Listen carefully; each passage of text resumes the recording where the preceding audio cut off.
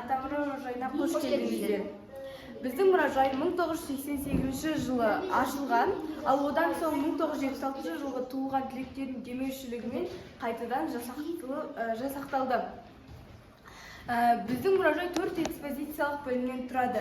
Бірінші мәдениет, екінші өлкетану, үшінші оқу ағарту және төртінші ауыл ел тарихы.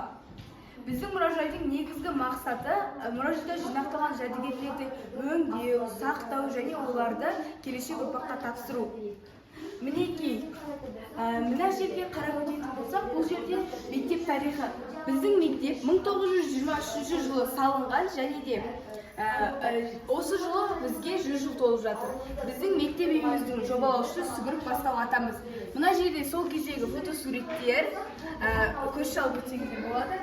Ал мінекей, мына сөйлеп өтетін болсақ, бұл жерде мектеп өмірінен алынған кішкентай ғана фотосуреттер. Бұл жерде ең алғашқы мектеп өміріндегі қызықты сәттер және де тағы да басқа мағлұматтарды алуыңызға болады. Танысман. Анау жерде тұрпылармен танысқан, анау жерде құрбыжанмен алысқан, албаржуға ақша бұлттар жарысқан, таулар әне ұйықтап кеткен данышпан, жолдар анау шұбатылып шаңысқан, таныс өлке, таныс аймақ, танысман демекші. Мінекей, мына сөре біздің ауылға арналған. Мына жоғарғы жағындағы сөресінде ауылымыздың Қожамбет ата шежіресі, ал одан соңында біздің ауылдың көрікті жерлерінен алынған фотосуреттер. Ал мінекей, мына сөресінде біздің ауылдан шыққан ақындардың біздің музейге арнап өздерінің кітаптарын тастап кеткен былай айтқанда естеліктері.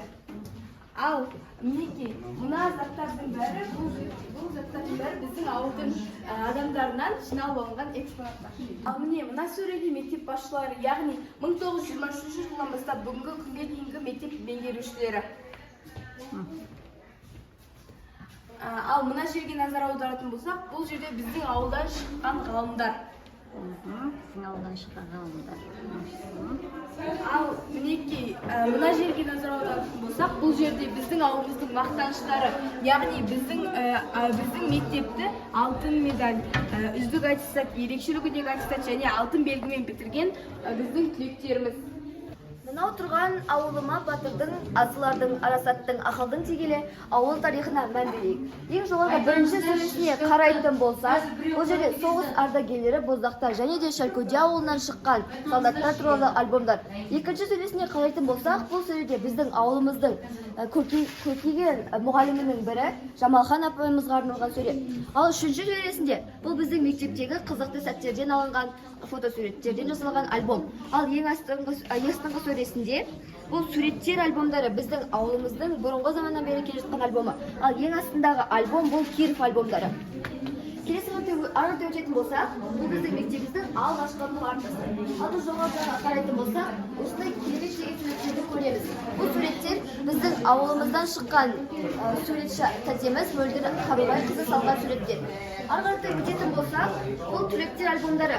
30-15 жылға келген түлектер өздерінің жастық шақтарын естеріне ала алады. Мына кішкене бұрышқа мән беретін болсақ, бұл бұрыш қазіргі біздің мектебіміздің 100 жылдығына арналып түлектер жасатып алып келген альбомдары. Ал бұл біздің ауылымыздың алғашқы счеттары мен Октябрь пионер комсомол альбомдары. Мына бұрышқа қарайтын болсақ, бұл біздің ауылымыздың алғашқы меңгерушісі Құлмұхамбетов Малькаждар атамызға арналған сөре.